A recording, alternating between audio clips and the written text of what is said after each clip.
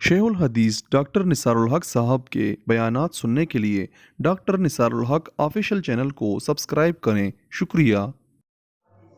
میرے بھائی اور دوستو، نبی کریم صلی اللہ علیہ وسلم کا مبارک ارشاد ہے، فرماتے ہیں کہ کنجوس انسان، ظالم انسان، وہ ظالم جو ظلم سے حکومت کرنے والا ہو جنت میں کبھی نہیں جائے گا۔ جو حکومت ظلم کے ساتھ کرے، لوگوں پہ، عوام پہ ظلم کرے، وہ ظالم بادشاہ کبھی بھی جنت میں نہیں جائے گا۔ نبی کریم صلی اللہ علیہ وسلم کا دوسرا ارشاد ہے، فرماتا ہے جنت اور دوزخ کا آپس میں جھگڑا ہوا، جنت اور دوزخ کا آپس میں جھگڑا ہوا۔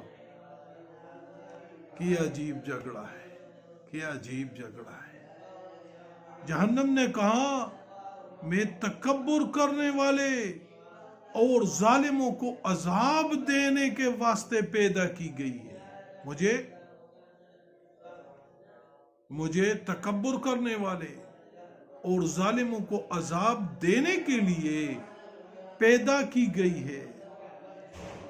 جنت کہنے لگی کہ کیا وجہ ہے، میرے اندر صرف اور صرف کمزور اور غریب لوگ آئیں گے، میرے اندر کمزور غریب لوگ آئیں گے، بے بس لوگ آئیں گے، غربا آئیں گے۔ اللہ عز و جل نے فرمایا اے جنت تو میری رحمت ہے، میں اپنے بندوں میں سے جس پر چاہوں بھیجوں گا تیرے اندر میں جس بندے کو چاہوں تیرے اندر بھیج دوں گا۔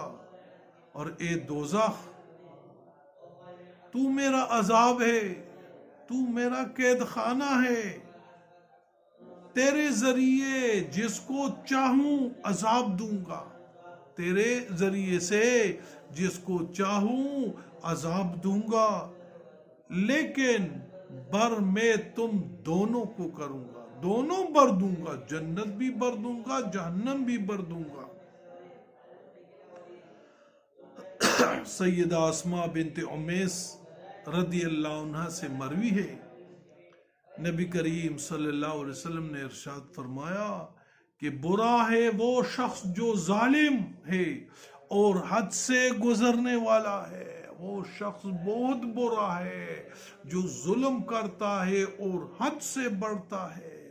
برا ہے وہ شخص جس نے زور زبردستی کی اور اکڑ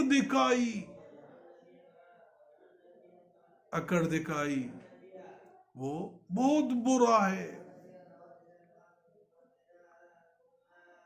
اور اس نے اللہ رب العزت کو بھول گیا، اپنے اکڑ پہ آئے اور اللہ کی طاقت کو بھول گیا۔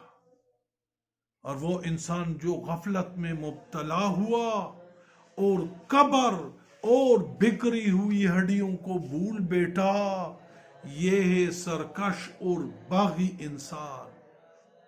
یہ اپنی ابتدا اور انتہا کو ہی بھول بیٹھا، نہیں ابتدا کو بھی نہیں دیکھا، انتہا کو۔ ابتدا کس چیز سے ہے، انتہا کہاں ہے؟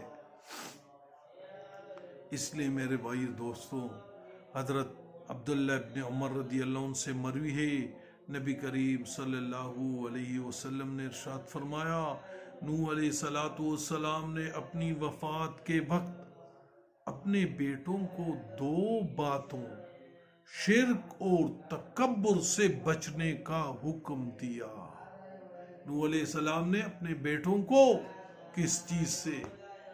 شرک اور تکبر سے بچنے کا حکم دیا۔ معلوم ہوا کہ شرک، ان الشرک لظلم عظیم، اور تکبر، ان اللہ لا يحب المتکبرین، دونوں سنگین ترین عمل ہے، دونوں برے عمل ہے، اور فرمایا لا الہ الا اللہ کا ورد کرتے رہو. اس کو اگر میزان میں رکھا گیا، لا الہ الا اللہ کو اگر میزان میں رکھا گیا تو دنیا اور دنیا میں جو کچھ ہے وہ دوسرے پلڑے میں رکھ جائے تو لا الہ الا اللہ کا پلڑا بھاری ہوگا اور وہ جھک جائے گا.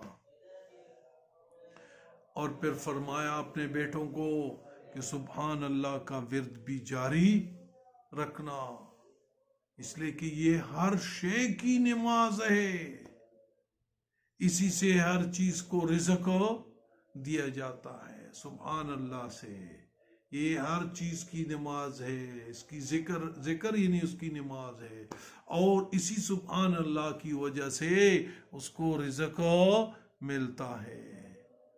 اس کے علاوہ بھی متکبر مال جمع کرنے والوں کے متعلق دوزخ ہونے کی کئی احادیث مروی ہے.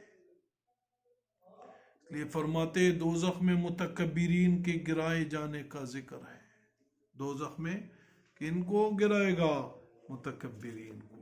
اللہ ہمیں اور ساری امت سے اس بری خصلت سے بچائے. اللہ ہم سب کی آخرت بنائے، اللہ ہم سب کو آخرت کی فکر نصیب فرمائے. صدق اللہ العظیم.